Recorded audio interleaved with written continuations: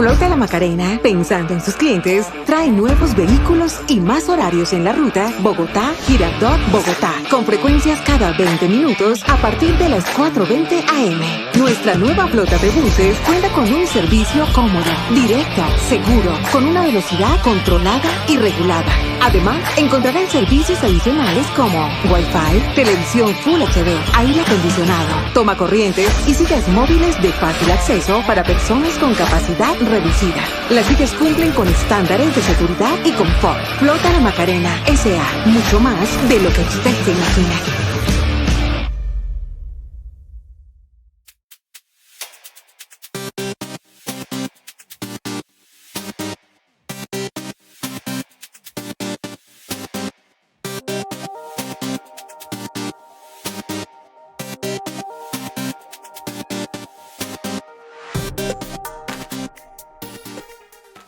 Despertando Conciencia.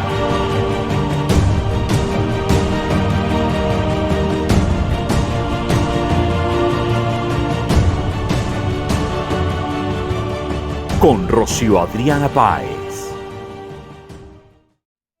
¿Cómo puede una sociedad entera caer en un estado de neurosis colectiva, donde los individuos, totalmente enajenados y habiendo perdido su capacidad de razonar, le exigen en masa a sus gobernantes que instauren una tiranía? Matthias Desmet, profesor de psicología clínica en la Universidad de Ghent, en Bélgica, afirma que la explicación está en algo llamado psicosis de formación de masas, un estado de delirio colectivo que sucede cuando se reúnen 4 condiciones muy concretas. La sociedad está completamente dividida, desvinculada, y los lazos humanos se han roto. Existe un sentimiento generalizado de falta de propósito y sentido. Los niveles de miedo y ansiedad latente son alarmantes, y los individuos se han vuelto extremadamente hostiles y agresivos entre sí sin motivo aparente. Cuando estas 4 condiciones se cumplen, solo se necesitaría un último paso para crear esta psicosis de formación de masas, que toda la sociedad centre su atención en un único foco de miedo. Cuando logras que toda la atención de la sociedad quede absorbida por un único foco de terror, y que sus vidas giren alrededor de ese único punto focal día tras día para que se obsesionen con ello, se genera un estado de hipnosis colectiva donde los individuos pueden ser fácilmente manipulados para que hagan lo que se les pide de forma dócil y sumisa, incluso si lo que se les está pidiendo es totalmente irracional o incluso perverso. Cuando conocí el trabajo de Matthias Desmet, llamó poderosamente mi atención porque yo ya venía investigando esta locura de las multitudes en mis vídeos anteriores. Pero en esta ocasión hubo algo que me resultó todavía más llamativo. Al hacer una búsqueda del término original Mass Formation Psychosis, encontré que los primeros enlaces, que son los más visibles y por lo tanto los que más atención reciben, llevan a sitios web de grandes medios de comunicación que etiquetan esta teoría como información falsa y peligrosa. Y cuando entré a leer esos artículos, no encontré ni un solo argumento empírico que sostuviera esa tesis. Todo lo que hallé fueron textos muy emocionales e infantiles, cargados de terminología despectiva, hombres de paja y ataques ad hominem. Justo lo que necesitaba para interesarme aún más por el tema, animarme a investigar esta peligrosa teoría y compartir contigo mis descubrimientos para que tú decidas si esta información te resulta útil o no. Mucho antes del inicio de esta crisis ya se daban las 4 condiciones básicas que deben cumplirse para que una sociedad sea vulnerable a la hipnosis masiva. Nuestros vínculos humanos ya estaban seriamente deteriorados, con niveles de división ideológica y aislamiento social nunca antes experimentados en sociedades modernas. Un gran número de personas consideraban que sus vidas carecen de propósito o significado. Solo en Europa, las encuestas mostraban que el 40% de las personas sentían que su trabajo no tenía sentido y que debido a ello, su día a día se desarrollaba en una especie de estado de sonambulismo perpetuo. Los niveles de ansiedad latente también eran extremos antes de la crisis. Nunca antes en la historia moderna habíamos tenido un número tan elevado de personas experimentando ansiedad. Los datos muestran que las prescripciones de antidepresivos y ansiolíticos habían aumentado estrepitosamente en las últimas 2 décadas, situándose en cifras récord. Y los niveles de frustración y agresión, sin motivo aparente, también estaban por las nubes. Algo especialmente palpable en redes sociales, donde el simple hecho de emitir una opinión puede llegar a provocar linchamientos públicos desmedidos y la aniquilación de la reputación. Estas 4 condiciones, que ya estaban presentes en nuestra sociedad, crearon en los individuos un estado psicológico débil y vulnerable, una tensión interior que no sabíamos cómo resolver. Y la llegada de ese foco de terror que absorbió la atención de la sociedad de forma obsesiva y prolongada, nos proporcionó el alivio que inconscientemente buscábamos. Y esta es la clave del fenómeno de psicosis de formación de masas.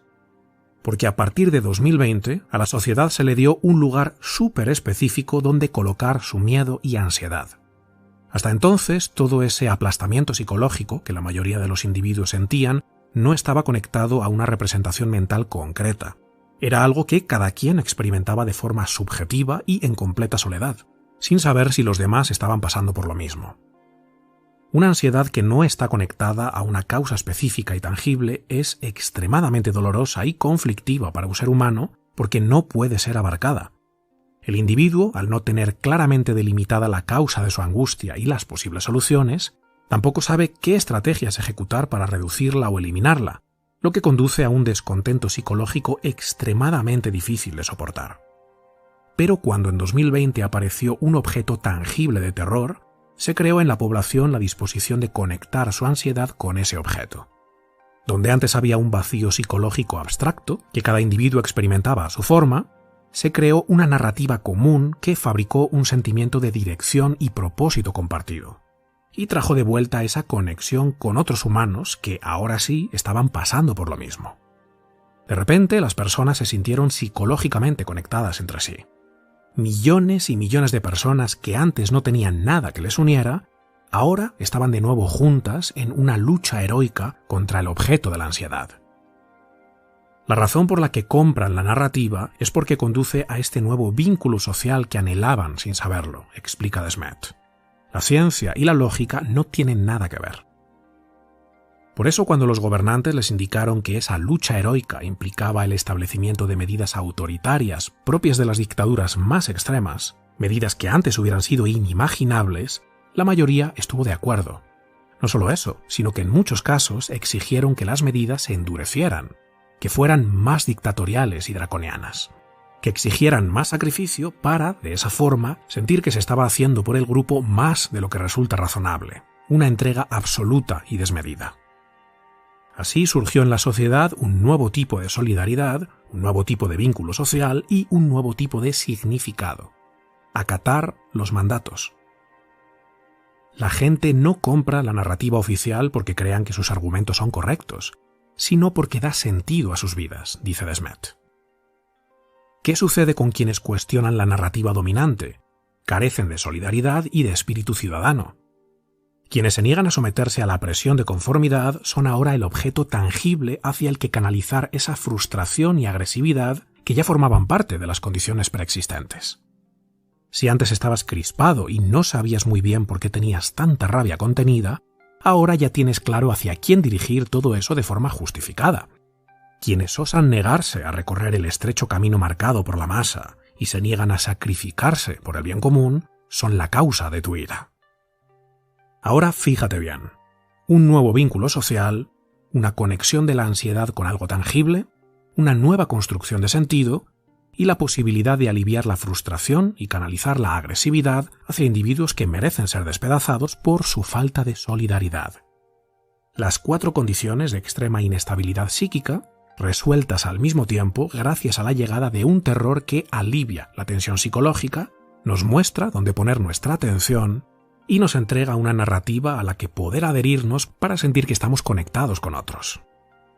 A nivel psicológico es completamente comprensible que esta formación de masas haya sucedido. De repente llegó algo que nos hizo sentirnos parte de un grupo, establecer un propósito, definir nuestro objeto de ansiedad y tener los motivos justificados para dirigir nuestra rabia hacia quienes lo merecen. Ahora podemos entender por qué un individuo sin vínculos sociales, sin propósito, ansioso y lleno de rabia contenida, se adhiere a esta locura tan fácilmente y anhela formar parte de la masa, aunque ello suponga perder su propia individualidad, entendida como su capacidad de razonar, opinar y cuestionar. esta hipnosis a gran escala no hubiera sido posible sin el papel de los medios de comunicación de masas y las grandes tecnológicas. Las 4 condiciones preexistentes fueron básicamente fabricadas por ellos. Usando las técnicas de manipulación y control mental que abordé en mis vídeos anteriores, abonaron el terreno. Poco a poco fueron inoculando miedo, crispación y neurosis, generando división y creando individuos cuya debilidad psicológica les hacía fácilmente susceptibles. Después, cuando el terror apareció, instauraron la psicosis repitiendo incansablemente la narrativa para centralizar la atención en un único foco de miedo. Han estrechado el campo de atención cognitiva y emocional a una pequeña parte de la realidad, logrando que la gente se intoxique mentalmente y se vuelva completamente insensible a lo que sucede fuera de esa ventana de atención. Y han roto el razonamiento lógico mediante la aceleración de la velocidad de la información y la distorsión de la misma para hacerla contradictoria, confusa e imposible de abarcar racionalmente.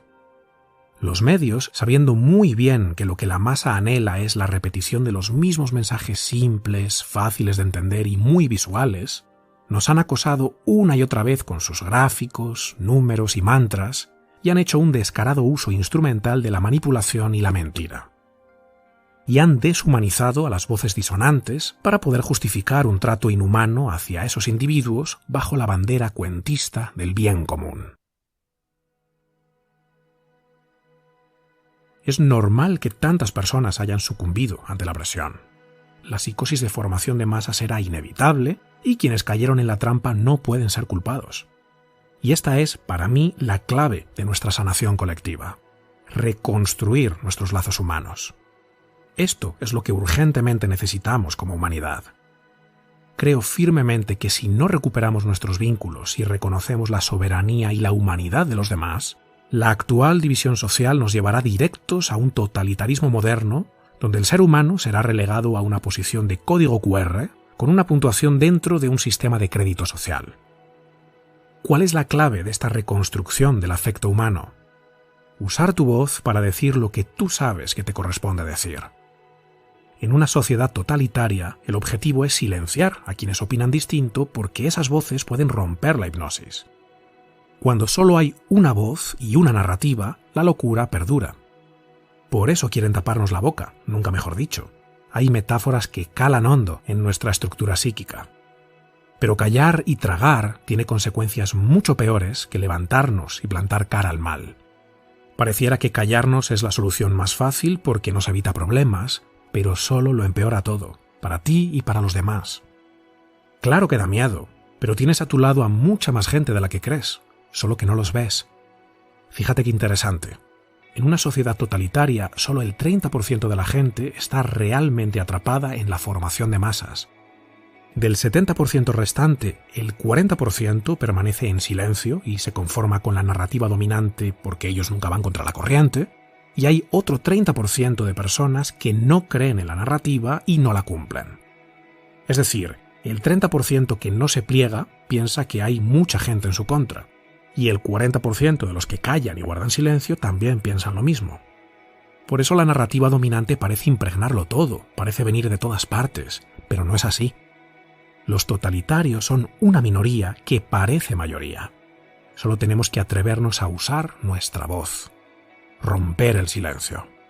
Despertar del hechizo y darnos cuenta de que somos una gran familia humana unida por algo mucho más fuerte y trascendente que lo que parece separarnos.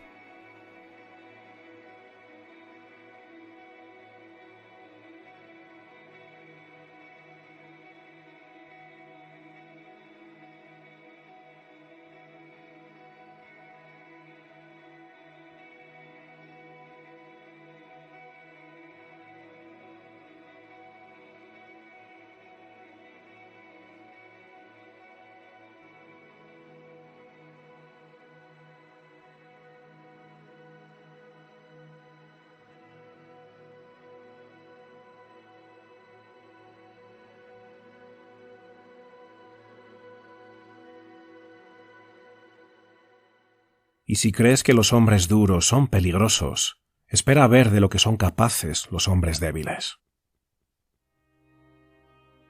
¿Por qué no crecía Peter Pan? ¿Por qué no quería ser adulto? ¿Y quién puede reprocharle algo así? Al fin y al cabo, no tenía motivos demasiado convincentes para dejar atrás esa etapa mágica llamada infancia. Crecer supondría convertirse en alguien como el Capitán Garfio y sus secuaces.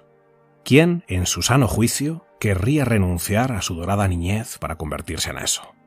Si el destino del hombre adulto es enfrentarse al sufrimiento, la crueldad y la tiranía, y adoptar una serie de responsabilidades que cualquiera querría evitar, ¿no sería mejor vivir por siempre en nunca jamás? A mediados del siglo XX, Carl Jung observó una tendencia inquietante que se extendía vertiginosamente por todo Occidente. Muchos hombres veían cómo su madurez psicológica y emocional quedaba atrofiada. Aunque físicamente sus cuerpos eran los de hombres adultos, sus mentes y sus vidas emocionales eran las de jóvenes adolescentes. Y se refirió a este fenómeno como puer aeternus, el niño eterno, un término que rescató de la mitología para describir al individuo que, como Peter Pan, falla en la tarea de crecer y desarrollarse. Y pronosticó que en los siguientes años el problema del puer aeternus llegaría a convertirse en la principal neurosis moderna, lo cual no solamente asolaría a los individuos, sino que podría suponer el colapso de la civilización occidental. El problema del puer aeternus no es algo exclusivo de jóvenes caprichosos e irresponsables que se niegan a madurar. Es un problema compartido de padres e hijos. Ambas partes dan por sentado que la inmadurez y la dependencia son aceptables. Los padres no quieren que sus hijos salgan a ese mundo incierto, peligroso y cruel porque, pobrecitos, ¿y si salen dañados? Y los jóvenes, al notar que se les permite extender su adolescencia de forma prácticamente indefinida y sin ninguna consecuencia, se niegan a madurar y se resignan a quedarse estancados en una capa del ser donde las pulsiones dominantes son la debilidad y la cobardía. Carl Jung defendía que la única forma de lograr la plenitud psicológica y existencial era un proceso de maduración interna llamada individuación, en el que el individuo llega a ser uno mismo de forma auténtica y alcanza su propia autorrealización. En palabras del propio Jung, si resumes todo lo que la gente dice acerca de sus experiencias en el camino de la individuación, podrías resumirlo de esta forma. Regresaron a ellos mismos, se aceptaron a ellos mismos, pudieron reconciliarse con ellos mismos y con ello pudieron también reconciliarse con sus circunstancias adversas.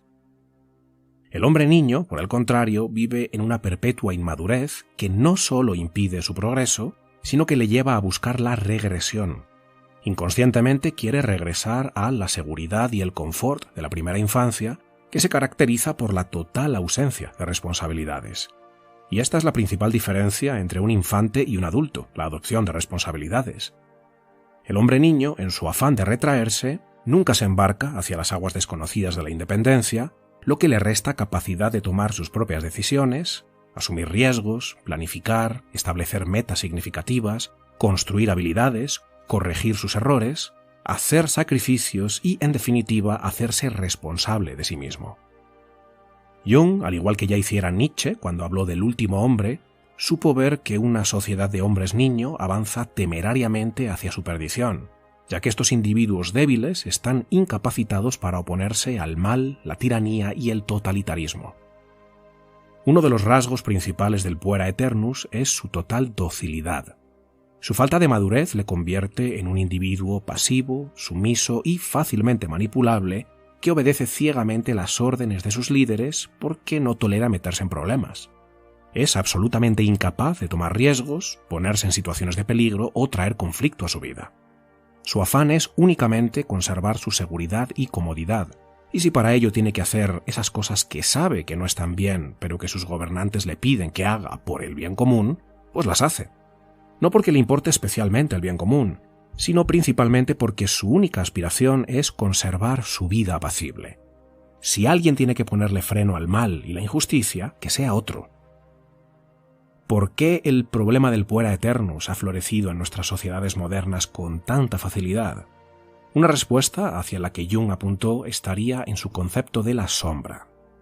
La sombra es esa parte oculta y monstruosa del ser que nos negamos a reconocer porque nos resulta incómoda y moralmente inaceptable. Así que hacemos como que no somos eso y seguimos con nuestras vidas pretendiendo que no existe tal cosa acerca de nosotros. Nuestras sociedades modernas, plagadas de buenismo y moralismo, no pueden soportar la idea de que todos los seres humanos somos capaces de obrar el mal y cometer atrocidades. Esa es nuestra sombra. Y hemos empezado a contarnos a nosotros mismos que el mal y las atrocidades que cometimos en el pasado son esencialmente culpa de lo masculino, ya que habrían sido en su mayoría machos fuertes, despiadados y patriarcales quienes obraron con maldad. Esta distorsión explica por qué tantos hombres ya no quieren ser hombres.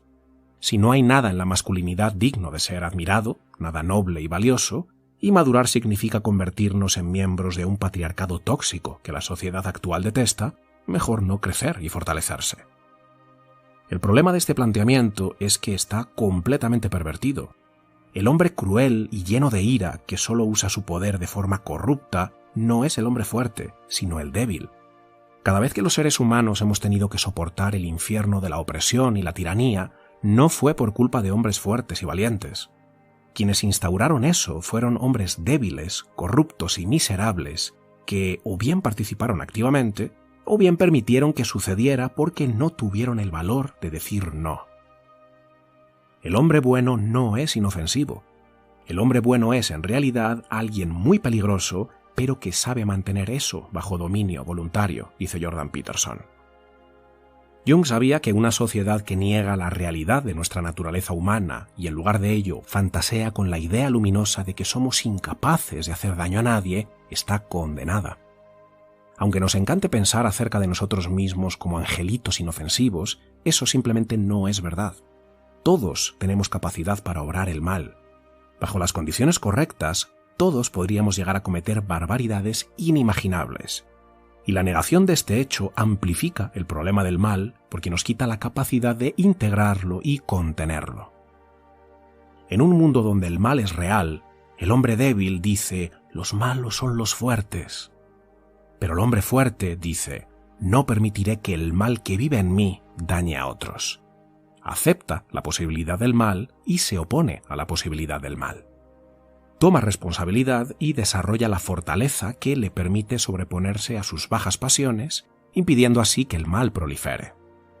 Aunque tiene la opción de corromperse por completo y volverse un monstruo capaz de cometer atrocidades y someter a la mayoría, y ciertamente no le falta poder para lograr fácilmente algo así, decide tomar otro camino a través del dominio consciente de esa maldad que le acecha. Eso es un hombre fuerte y virtuoso. El niño de hoy necesita mirar al adulto con reverencia y percibirlo como alguien admirable y digno de imitar. Un padre cobarde que vive como un conejito obediente y no es capaz de oponerse al mal y la tiranía que ahora mismo nos rodean, porque, Dios mío, qué peligroso, mejor no decir nada. No puede inspirar a los jóvenes ni les puede mostrar que vale la pena salir al mundo con coraje, pasión y entrega, a pesar de que ahí fuera el peligro es real. Hijo mío, yo quiero para ti una vida fácil y cómoda. Ya, pero tu hijo no quiere eso. Porque no es comodidad y seguridad lo que queremos los hombres. Nos han hecho creer que sí, porque no dejan de repetirnos que eso es a lo que debemos aspirar, a una vida cómoda, pero no es así. Queremos desafío, escalar la montaña, volvernos competentes y útiles para otros seres humanos. Los seres humanos no necesitamos vivir en un estado perpetuo de calma y no tensión, sino que necesitamos el esfuerzo y el conflicto que surgen cuando nos dirigimos hacia una meta con sentido. Queremos tener la audacia, las agallas, el coraje para aventurarnos hacia lo desconocido, a pesar de que ahí fuera el dragón del caos está siempre acechando. Queremos convertirnos en seres conscientes, capaces de contener la maldad que vive en nuestro interior y con ello ocupar nuestro lugar en el mundo. Y para lograr esta victoria honorable en un campo de batalla digno, necesitamos el ejemplo vivo de hombres que ya se convirtieron en eso. En la era del victimismo, la cancelación y los justicieros sociales, el coraje es un rasgo casi ausente en nuestras sociedades. ¿Cuántos de nosotros sabemos muy bien qué cosas haríamos o diríamos si tuviéramos la valentía para enfrentarnos a las reacciones de los que censuran y cancelan? Pero como sabemos que nuestra opinión suscitará que seamos señalados, atacados, ridiculizados y avergonzados por la turba, guardamos silencio. Y así es como nuestra sociedad se ha convertido en ese lugar donde la mayoría sueña con poder expresar lo que saben que es correcto, pero guardan silencio desde su madriguera. A pesar de que saben muy bien lo que les corresponde hacer, se retraen silenciosamente en el patético abismo de la debilidad. Ese lugar donde, para conservar nuestra seguridad y confort, debemos perder nuestra propia alma.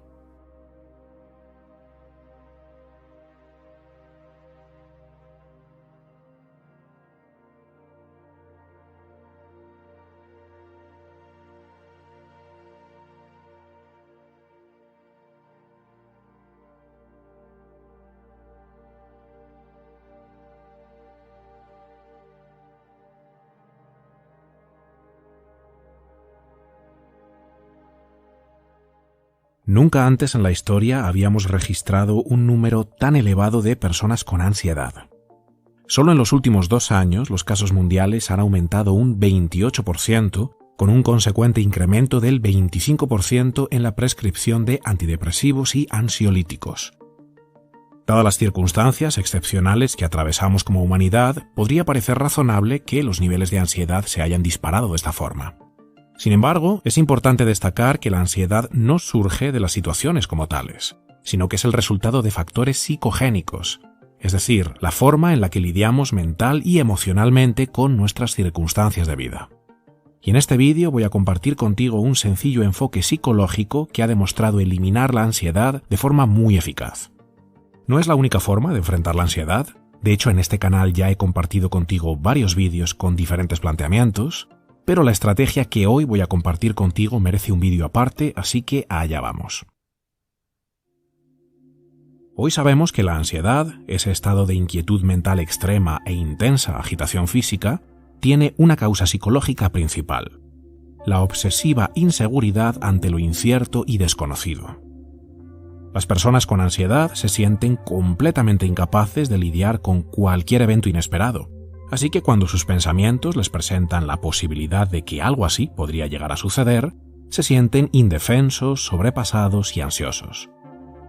La mente siempre juega con la posibilidad del desastre futuro. Esto no es algo exclusivo de las personas con ansiedad, sino que nos pasa a todos. Nuestros sistemas de alerta están constantemente tratando de anticiparse a cualquier posible amenaza, y para ello fomentan todo tipo de pensamientos donde se nos presenta la posibilidad de la catástrofe. ¿Y si pasa esto?, dice tu mente. ¿Y si pasa aquello? El objetivo de estos pensamientos no es atormentarte, sino todo lo contrario. Tu mente quiere que explores esas posibilidades que te pone delante para que obtengas información de esos hipotéticos eventos antes de que sucedan. Tus sistemas de alerta te invitan a usar tu imaginación para prepararte ante la posible aparición de un problema futuro. Insisto, esto no es algo exclusivo del cerebro ansioso, sino que todos lo experimentamos de forma recurrente.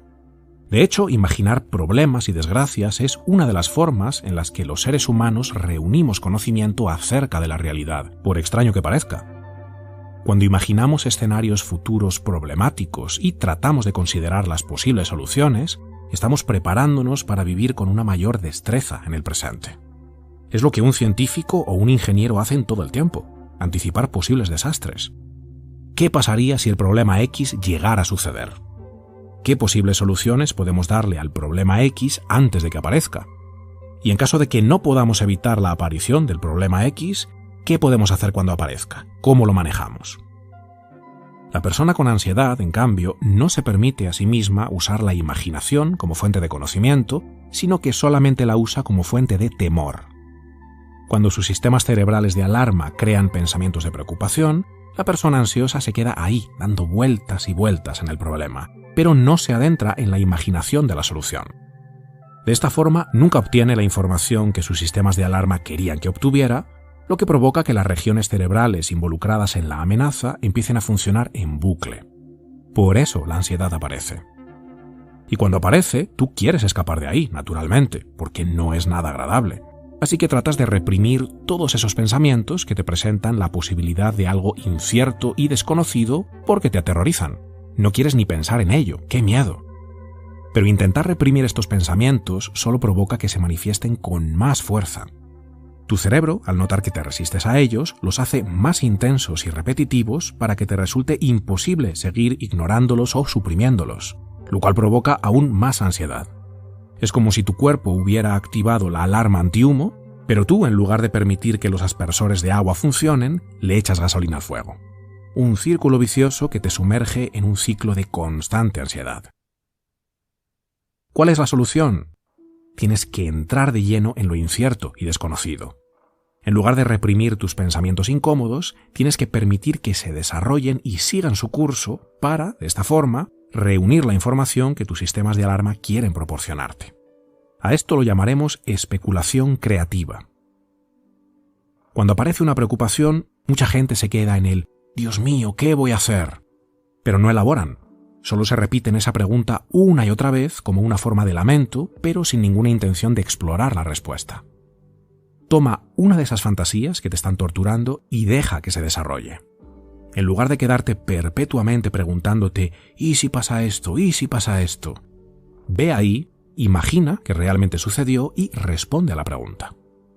Aunque parezca contraproducente permitir que tu mente se adentre en esas posibilidades que te aterran, no lo es.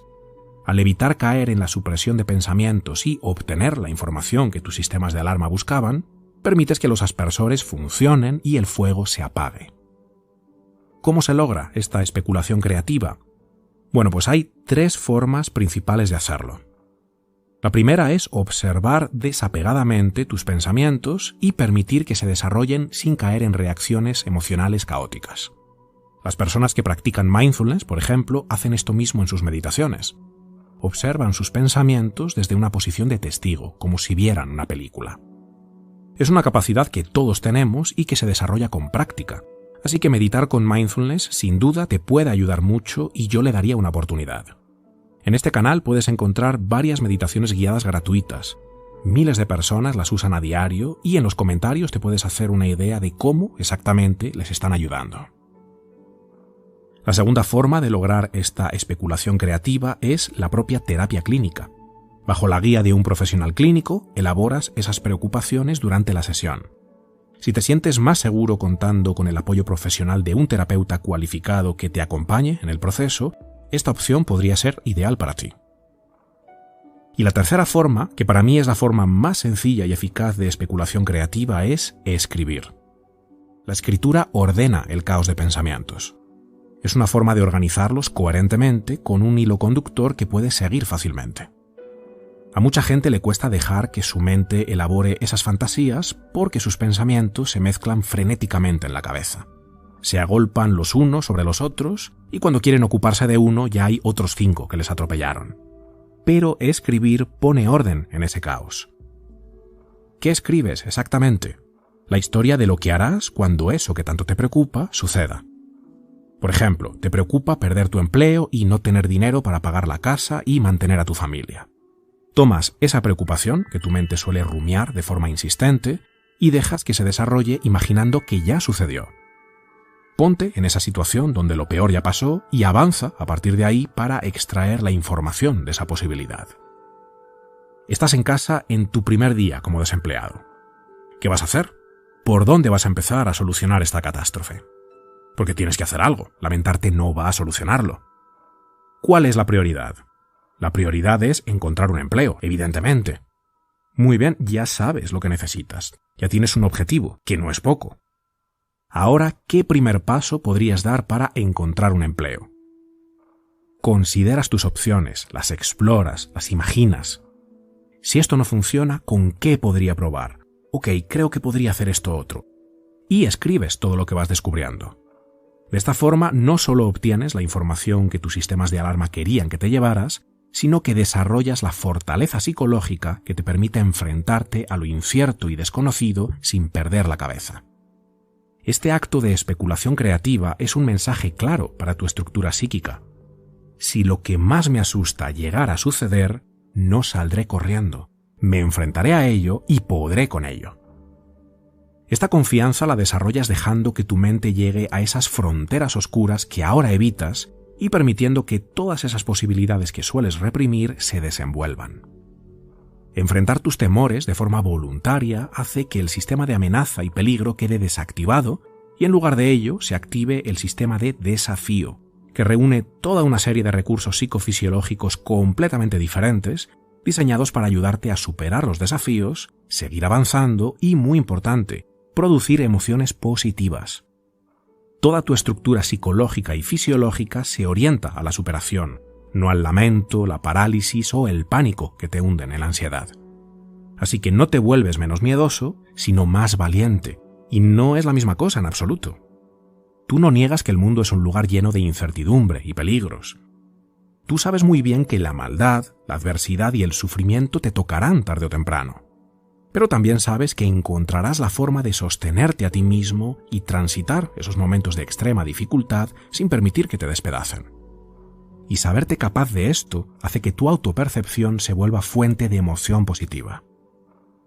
Sé muy bien que la ansiedad está deteriorando tu vida, y espero que este enfoque te ayude a recuperar tu fortaleza, porque ahora, más que nunca, necesitamos seres humanos libres, conscientes, capaces de enfrentarse con coraje a la maldad que nos acecha. Llegados a este punto ya no me queda ninguna duda de que hay quienes te quieren pequeño y hundido.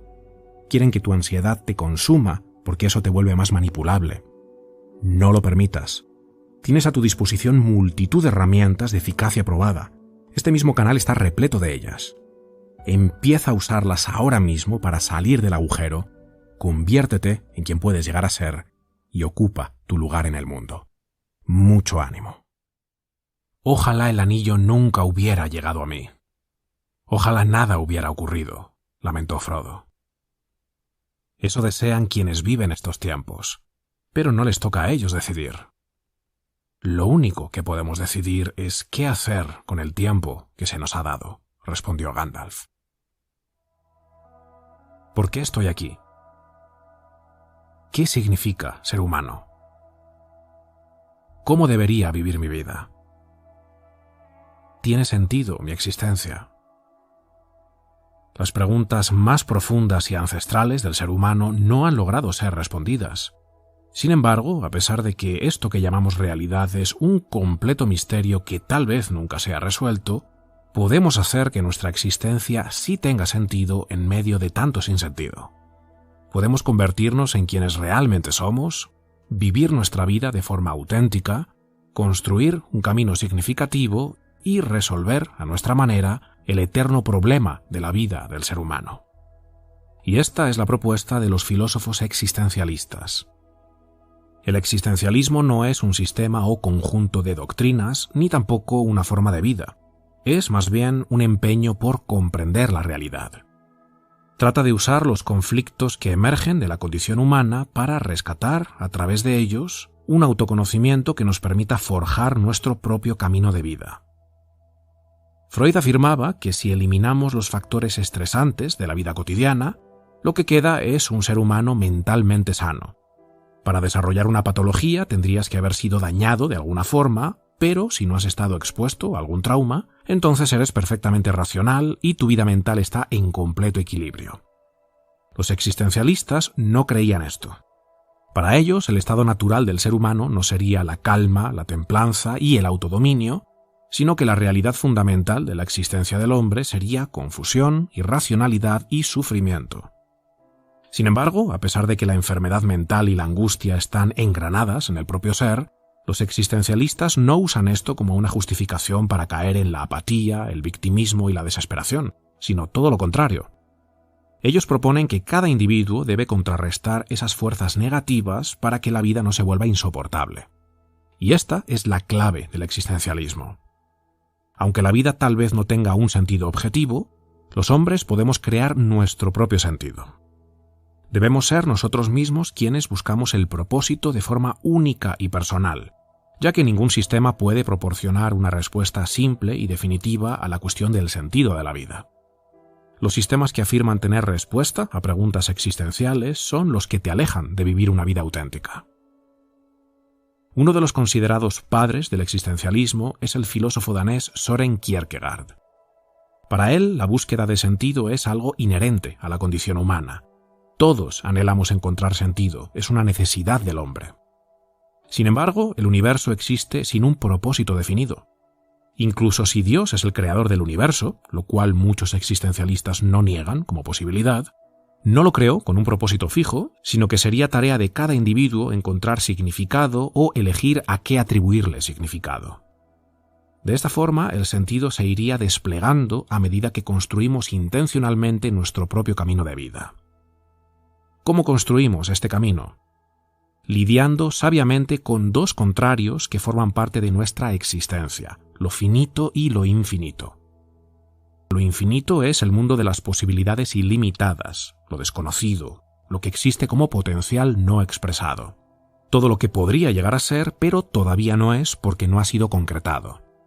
Las ideas que puedes tener, las decisiones que puedes llegar a tomar, los caminos que podrías escoger y que acaban determinando tu calidad de vida. Lo finito, por el contrario, es lo concreto, lo que no nos presenta opciones porque ya está definido y por lo tanto ya lo conocemos. Todo lo que tiene que ver con nuestra supervivencia, nuestro territorio, nuestra familia. La clave para vivir una existencia con sentido, según Kierkegaard, es acceder a lo infinito para elegir una posibilidad que esté alineada con lo que verdaderamente somos y, a través de la acción concreta, materializar esa posibilidad y crear un orden habitable en el territorio de lo finito. Elección desde lo infinito y acción desde lo finito, en un proceso continuo, sin cesar. Tenemos que elegir algo a lo que aspirar y actuar para que ese potencial pueda manifestarse en algo que dote de sentido a nuestras vidas. Así que el existencialismo es una invitación a la búsqueda incesante, al camino heroico, para resolver el dilema de la existencia. Y este es un camino solitario, ya que cada uno tenemos el nuestro. Vivir auténticamente implica, necesariamente, recorrer un camino que nadie más está recorriendo y que nos llevará a experimentar momentos de terrible adversidad y sufrimiento. Todos vamos a pasar por esos momentos y cuando eso suceda, emergerá en nuestra psique la siguiente pregunta existencial. ¿Por qué me pasan cosas terribles, pero los malos no sufren? Es una pregunta que parece estar engranada en nuestra estructura psíquica. Todos nos preguntamos algo así cuando algo terrible nos sucede. Y cuando esta pregunta nos lleva a caer en una especie de llanto que clama justicia, corremos el peligro de caer presa de dos extremos que lo empeoran todo y nos despedazan. La posesión ideológica, donde el individuo ha sido arrastrado por ideas ajenas y no es capaz de pensar por sí mismo, y el nihilismo, el no creo en nada y nada importa porque nada tiene sentido. Por eso es fundamental que hagamos un análisis profundo de la realidad de nuestra existencia finita y llena de sufrimiento, sin permitirnos caer en esa sensiblería barata que da pie al nihilismo y la ideología. El existencialismo propone la adopción de responsabilidad. Tenemos que hacernos responsables de encontrar nuestro propio camino y convertirnos en quienes podemos llegar a ser. Solo así podremos llegar a la conclusión de que a pesar del dolor, la catástrofe y el destino trágico que nos espera a todos, podemos vivir con significado y vale la pena hacerlo. Los existencialistas, por lo tanto, no quieren ser transportados hacia una felicidad imposible. Ellos quieren adquirir firmeza y perspectiva ante el sufrimiento y vivir auténticamente. Quieren cargarse a las espaldas el peso de su existencia y caminar aceptando la terrible responsabilidad de encontrar su propio camino a pesar de las dificultades. No vivir de esta forma, según Nietzsche, hace que fracasemos en nuestro intento de vivir, con lo que nuestra vida degenera y se vuelve mucho peor de lo que ya era. No es comodidad lo que buscamos, ni tampoco placer pasajero, sino un objetivo digno de nosotros. Dostoyevsky, otro de los grandes existencialistas, afirmaba que la comodidad, la satisfacción de nuestros placeres y la seguridad económica no nos dan plenitud ni nos llevan a esa utopía que los totalitarios nos venden. Porque una vez que tenemos todo eso y que nuestra vida se ha vuelto predecible y carente de peligro o desafíos, los seres humanos buscaremos la forma de meternos en problemas, incluso si con ello nos arriesgamos a perder toda esa seguridad y comodidad. Dostoyevsky decía que estamos hechos para la aventura fantasiosa, no para la satisfacción de una lista de cosas muy razonables. Y Kierkegaard afirmaba que cuando todo es cómodo y seguro, emerge el mayor peligro de todos, que es la vida fácil que nos queda. Por eso buscaremos la dificultad, porque la necesitamos. Si tu vida es problemática, necesitas algo para contrarrestar eso o solo te quedará el sufrimiento. Y ese algo no es una vida acomodada, cárgate el mundo a tus espaldas. Acepta la responsabilidad de corregir la deriva del mundo y elige algo concreto en lo que enfocarte.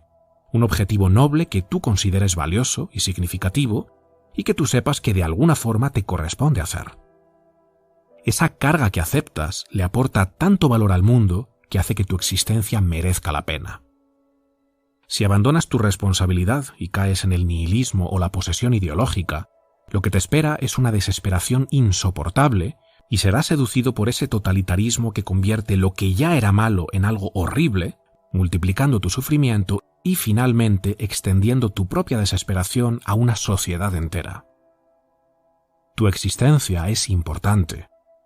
Puedes dotar de sentido a tu vida. No te rindas.